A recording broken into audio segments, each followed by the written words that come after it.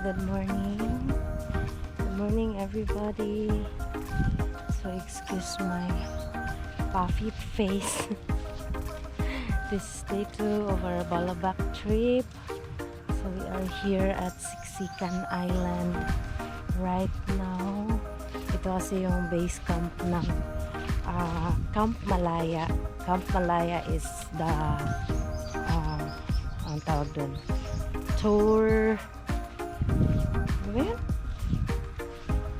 Yung group tour na pinag-ano namin. So, sinalihan namin. Ang tawag doon, company siya. Tour company. Company ba? Basta, ito yung base camp nila, Sicsican Island. Yesterday's vlog, hindi ako masyado nakapagsalita kasi daming tao and medyo akong magsasalita kapag madaming tao. Tingnan nyo guys, tingnan nyo. Wow.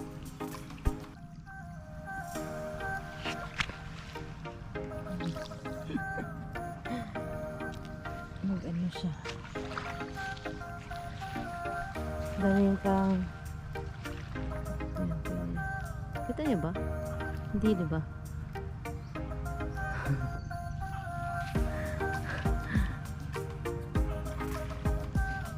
Ayan. Para siyang small crabs na gumagapang. Ayan. So yeah, this is our day 2. And today, parang dalawang island din yata yung pupuntahan namin. Dalawa ba or tatlo? I'm trying to capture every beautiful places that we'll be going para maipakita ko sa inyo. Ayan guys, I'm catching up sunrise. Ang ganda ng beach nila, white sand. Ayan, currently it's 6 in the morning. Malinis tong island na to guys, sobrang malinis. Sabi lang nung nag-orient sa amin kahapon, medyo ngayon madami-daming mga dahon kasi maulan na and papalit-palit yung papalit-palit yung weather dito, kaya madaming papalit-palit din yung direction ng hangin, kaya medyo madaming lumulutang na mga dahon ng mga kahoy kahapon kasi daw once a week lang nila pinapalinis tong beach. So ayun, pero okay lang naman siya, and medyo kami nung first namin nung before kami nagpunta dito, medyo ngarag yung pag-prepare namin kasi sabi dun sa pinapanood namin na mga reviews about dito, marami daw mga yung mga niknik.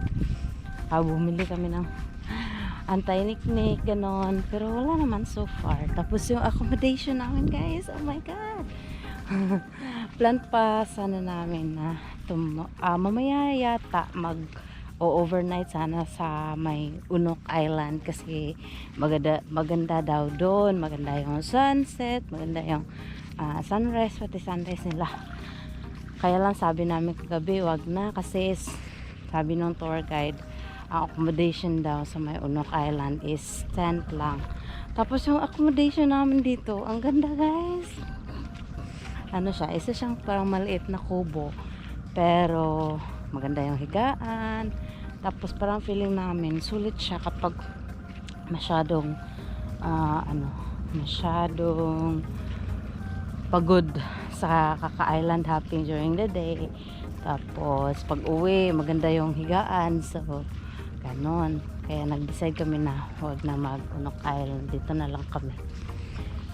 Anyway, pupunta din naman kami dun, kaso lang hindi lang mag-overnight. Yan.